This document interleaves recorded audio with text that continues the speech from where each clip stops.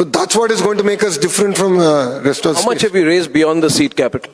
See, we are I going just want to... to see the level of your ambition, the degree of your aggressiveness in being able to push together an infrastructure project of this scale. And I also want to understand the time limits of your execution and whether there is a political timeline that you keep in mind, because politicians like to deliver things just before the elections.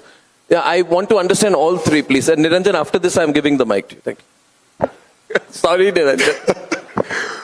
So the first, to answer your question, right? Amravati, we made a promise to the Prime Minister because he restarted all the projects that 2028 we are going to open all the buildings in Amravati, which is your core capital area, the government complexes. That is the first promise we made, which is our Secretariat, our Assembly, High Court. That's a promise that we made. We will deliver on it. How much money do we need to raise in this whole process run up to building the capital city? It's going to cost us 60,000 crores. 60,000 crores is the capital that we are going to raise to build a world-class capital city. And it's not just about the government. We already have education institutions coming up. I'm not too sure how many of you know here. BITS is building their quantum campus in Amravati. And it's going to start taking admissions next year. So that's the pace at which development is happening. Hospitals, hotels, convention centers, educational institutions, because we don't want it to just be a government city. We wanted to have it to have a soul, and it should become an economic powerhouse for the state of Andhra Pradesh. See, if I have to achieve the $2.4 trillion economy, it's not going to be one city. There are going to be multiple economic regions. So we have Visakhapatnam economic region, Amravati economic region, and Tirupati economic region, each with a very distinct focus. So Visakhapatnam is where the data centers, the IT, the ecosystem is now getting built up. Amravati is where the entire quantum ecosystem is getting built up. And Rayalaseema, which we call the Tirupati economic region, is where the entire manufacturing ecosystem is getting built up. So while Amravati is going to be our capital city, we are equally developing rest of Andhra Pradesh. Niranjan. On a lighter note, Nara Lokesh, for one of these summits, we tried to invite the former Chief Minister, and I remember traveling to Vizag. And I have to tell you, talking about these capitals, the state of Vizag back then, I can't tell you the condition in which the roads were, right? In this competition to build capitals, new cities, most often what people forget is what is really required, and that is the drive. And to look at the TDP of NDA 1 under Modi ji to TDP 2 under the current dispensation, right? There's a lot of generational gap. Your MPs back then were much older. The attitudes were much more different. There were many more controversies.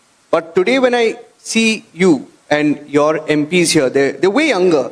You're 43, there are leaders in India who are 15 years older than you and still call themselves youth leaders. But that apart, you have MPs here. I think you introduced us to one of your MPs who was in his 30s.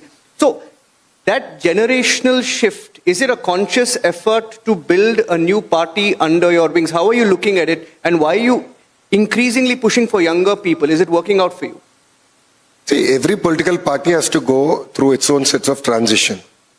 If you look at it, when our founding father NTRG started the party, he gave doctors, engineers great opportunities to join politics. They've become very well established leaders. They have led the party for 40-45 years, 4 decades. They themselves on multiple occasions have said that now party has to also find next generation leaders to lead from here. And that's the exact transition we have done. In the last election, if you notice, 50% of our legislatures are first timers. 17 out of 25 ministers are first timers. We have the youngest parliamentary party. And our MP, Rammohan Naidu, is the Minister of Civil Aviation, is the youngest cabinet minister in Indian history. It's very important that this transition happens, because we need to understand the aspirations of the youth of India, and they should be well represented in the political system also, and even in terms of governance delivery.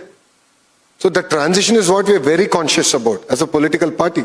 Though, as I said, we are a regional party, but we have India at heart. And we believe that we, as an important ally in NDA, all forms of India under Vajpayee ji and now under Modi ji, we have always contributed to the nation in terms of policy frameworks. Arnab, can I take one more question? Please don't embarrass. Okay, on a lighter note. So, growing up, we always saw your father, and he always had this reputation of being the man who introduced the word IT. He was known as someone, and he's still known, of course, he's very, very progressive in that sense. So he was known as the man who introduced IT into India under the undivided Andhra, right? And now you seem to have a very, very sort of a similar path that you're trying to take with this AI transformation. So it was IT for Chandrababu Naidu, AI for Nara Lokesh. Is there a conscious effort that you're putting in to push AI? How important is that for you? For all of you who know my Chief Minister Naidu ji, he doesn't leave anything for us. So IT is him, AI is him, quantum is also him. He's not left much for me. But my job is execution. So what you see today in Andhra Pradesh is you have a visionary leader who gives the trajectory on which side the state should go. And then he has a young set of team who's simply focused on execution, ensuring the rubber meets the road. And that is what is differentiating us as a state, number one. Number two, see, Naidu ji is a brand. And this brand enables us to open doors. And that is what has happened for us. Of course, I've used his brand. That's how I got my foot in the door into Google. But then I had to execute it. And that's how we landed the project, work started, and a year from now, we'll actually dedicate this data center to Bharat. And that's what makes us different. And I believe that, as I say, Naidu's 4.0, this is his fourth term as Chief Minister. I believe it's completely different term compared to his previous 3 terms. And I jokingly tell my young team, I say, Mr. Naidu ji always says, 94 was a great time. 95, the first time he became the Chief Minister. He said, I had a great team. This is how we used to work, this is how we used to work. And I keep telling all my young Turks that we should compete with that. The day we should work so hard that the day will come and Mr. Naidu ji will say, yaar, 2024 ka team bada tha. It was amazing. This was the perfect team. So that is what drives us day in, day out. This is a very interesting session because what we are getting here, as we look into this, we are looking at Nara Lokesh. Now, Nara Lokesh is one of the most watched, most closely watched, now you're being very closely watched, second generation leader in India today. And we are happy for that. And therefore, the double challenge of you to, and you have moved very much, I must congratulate you through your work decisively, in a way out of the shadow of your legendary father, right, who's very, very strongly there. And you're carving a identity as a technology-first reformer. Now, in a choice between people and business, and ladies and gentlemen, right now Sridhar Vembu is walking in. Let's give him a big round of applause. That's an amazing man, the founder of Zoho. Sridhar Vembu ji, please sit, sir. Please sit. Thank you very much. So my question is, and this is interesting for you, Sridhar ji. Interesting question I'm asking Lokesh ji out here. That does it sometimes happen to be a choice between your political and your business targets? For example, you are positioning Andhra and your father, particularly you, as India's data center revolution center, right? You want to be attracting significant AI infrastructure investment, but you're also grappling with issues which are of the real world of power and energy, and large-scale data power centers really consume a lot of both. And then you have the needs of the local communities. So we are very keen to know whether this is a policy challenge that you see becoming increasingly strong as you go forward. A. B. In the search for scalability, are you doing something for it now rather than deferring the problem to 4 to 5 years later when the dependency on these centers for the business you're growing, the tech-first business, may be greater? Lokesh ji. Arnab ji, I think the most important thing is to make the farmers, your electorate, part of the growth story and the journey. It's important for us to educate and put our viewpoint also in front of them. See, we keep talking about water requirement for a data center. It's a known fact. Data centers require water. But I'll give you a number. 3,000 TMC. 3,000 TMC is the amount of water that goes from Godavari into the sea. 3,000 TMC. That's the equivalent to the annual consumption of Brazil. Annual consumption of Vietnam. All I'm asking is 1.5 TMC. And today I have the irrigation network. Polaram project is going to be done where I'll be able to take this water. Right, I'll be able to take this water for the data center requirement, number one. Number two, when you look at it, India has one grid, one nation, which differentiates us from the rest of the world. Today, I have a lot of renewable energy assets in the southern part of Andhra Pradesh. My ability to roll this energy to the data centers makes it very easy. Saying that, if you look at what's happening, now already restrictions have started coming in terms of the AI platforms. Every country has started to protect themselves. So it's very important that India has to look at it from an infrastructure level. India has to look at it from a technology stack level where we are also differentiated. We have our own sovereign stack. Otherwise, time will come where we will be left high and dry. Are you planning for it now? Absolutely. Huh? I'll give you another number. Energy consumption in Andhra Pradesh has gone up by 17%, 17, year on year. It's the highest compared to any other state. And I need to plan for it because we are at 15,000 megawatts today. At this pace, before even all my projects have signed, are grounded, I'm already on this hyper growth. I need to plan for my energy requirements. I need to plan for my water requirements. And this is what keeps us up day in, day out. And every minister, from my irrigation to our energy minister, we are very focused on it. And that's how we are able to deliver. So the contradiction here is that, earlier it was appeasement politics towards electorates. Now you say that you do real-time governance. You say that you have a real-time governance dashboard. I have been told that you have some kind of a dashboard. It sounds like a fighter jet cockpit where you have a real-time governance dashboard. Is it possible to do that? Is it only an attractive catchphrase, a positioning tool, a marketing gimmick? Or is it really possible to do that? I mean, what is this real-time governance dashboard that you have already started? So let me give What does it mean for an average citizen? So let me give you another interesting fact. Before the NDA government came into power, that is in 2024, Andhra Pradesh had the lowest literacy level. A very paradoxical thing, right? When Andhra Pradesh contributes to IT in such a big way, how is it that Andhra Pradesh has the lowest literacy level? Because we never monitored dropouts.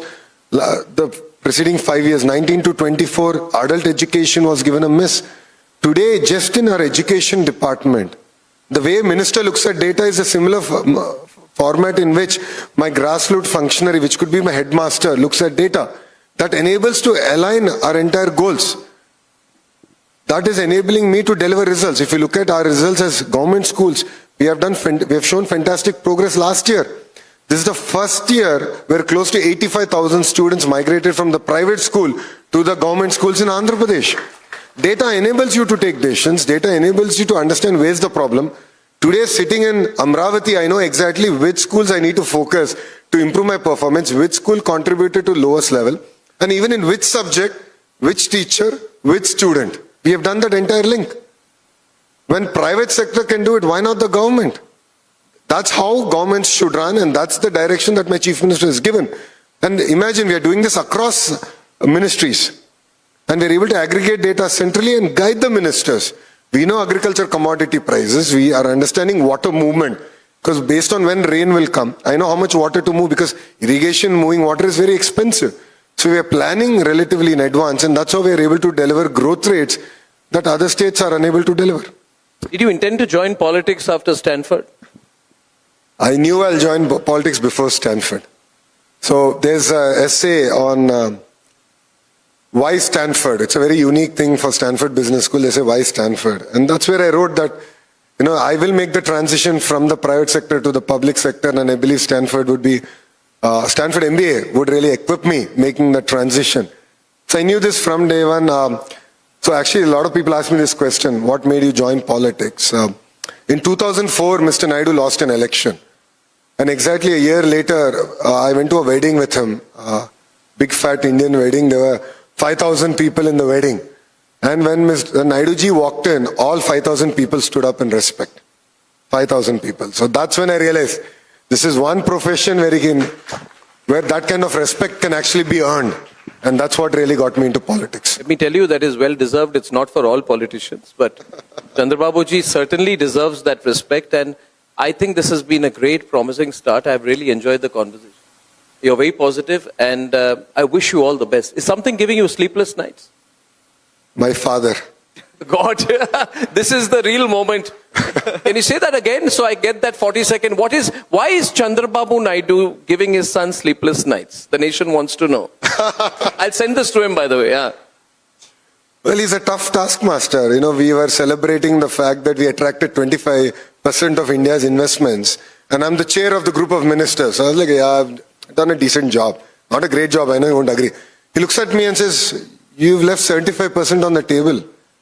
Why are you not getting the other 75%? So imagine if you have a chief minister like that, you will have sleepless nights. And it's fun working with him, working for him, working Don't under him. complain. You are enjoying it completely. I thank you very much. I thank you very much. And I think we should wish him all the best for what he does in the future. Man to watch out for, Nara Lokesh. A man to watch out for. Thank you very Thank you, much. Arnab ji. Thank you. Thank you. Niranjan, I'm sorry. Thank you so much, Nara Lokesh.